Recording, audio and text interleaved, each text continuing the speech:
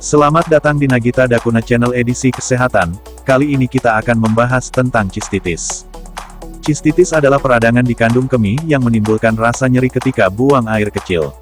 Cistitis paling sering disebabkan oleh infeksi bakteri yang juga menyebabkan infeksi saluran kemih atau ISK. Cistitis dapat terjadi pada siapa saja, tetapi lebih sering terjadi pada wanita karena lubang uretra atau lubang kencing wanita lebih pendek dan letaknya lebih dekat dengan anus sehingga mudah terkontaminasi bakteri dari anus, apalagi jika terbiasa membersihkan area kelamin atau berjebok dari arah belakang ke depan. Penyebab cistitis. Cistitis adalah istilah yang menggambarkan adanya peradangan pada kandung kemih. Kondisi ini bisa disebabkan oleh infeksi dan non-infeksi. Cistitis yang disebabkan oleh infeksi atau disebut dengan infeksi kandung kemih paling sering disebabkan oleh E. coli. Bakteri ini sebenarnya normal dan tidak berbahaya jika ada di usus, namun ketika masuk ke kandung kemih, bakteri ini bisa menyebabkan peradangan. Cistitis non-infeksi umumnya disebabkan oleh kerusakan atau iritasi pada kandung kemih. Hal ini dapat dipicu oleh bahan kimia yang mengiritasi, penggunaan kateter urin dalam jangka waktu yang lama, aktivitas seksual, serta efek samping radioterapi atau kemoterapi.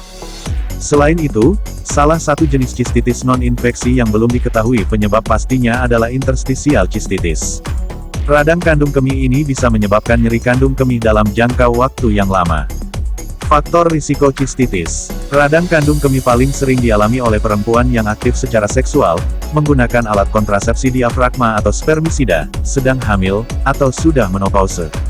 Selain itu, beberapa faktor berikut juga bisa meningkatkan risiko terjadinya cistitis yaitu kebiasaan membersihkan area intim dengan arah dari anus ke arah kelamin atau dari belakang ke depan, menderita penyakit yang menghambat aliran urin, seperti penyakit batu kandung kemih, infeksi saluran kemih, atau pembesaran prostat, menderita diabetes, menggunakan sabun yang dapat mengiritasi organ intim, seperti sabun berparfum. Menggunakan kateter urin dalam jangka panjang, memiliki sistem kekebalan tubuh yang lemah akibat infeksi HIV, menjalani radioterapi atau kemoterapi pada area panggul. Gejala cistitis. Gejala sistitis dapat bervariasi dan berbeda-beda pada tiap penderitanya. Namun, secara umum, radang kandung kemih pada orang dewasa akan menyebabkan gejala berupa frekuensi buang air kecil meningkat, namun jumlah urin yang dikeluarkan sedikit-sedikit, rasa sakit atau perih atau seperti terbakar saat buang air kecil, kram pada perut bagian bawah, nyeri saat berhubungan seksual, urin berwarna keruh atau berbau menyengat urin berdarah, lemas, demam. Sementara itu, cistitis pada anak dapat ditandai dengan gejala-gejala berikut seperti demam, sering memompol atau buang air kecil, sakit perut, tubuh terasa lemas, lebih rewel dari biasanya, selera makan berkurang, muntah.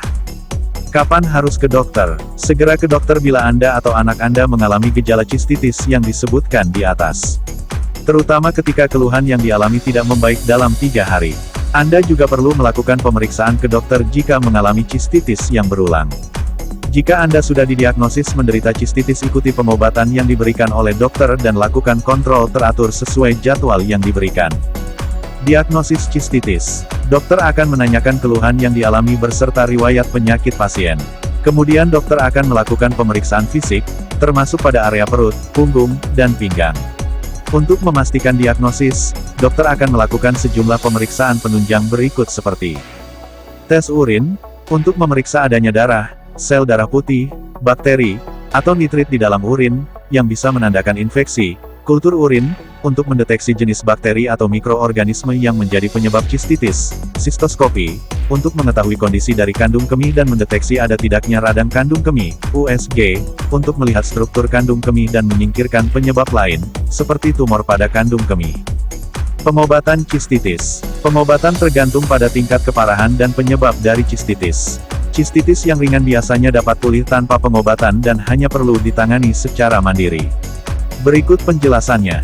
Penanganan mandiri, meliputi jangan menahan buang air kecil, perbanyak minum air putih untuk membantu membersihkan bakteri atau mikroorganisme lain dari kandung kemih, kompres perut dengan botol berisi air hangat guna meredakan nyeri perut dan rasa tidak nyaman, jangan menggunakan sabun yang dapat mengiritasi organ intim, jangan berhubungan intim sampai benar-benar sembuh.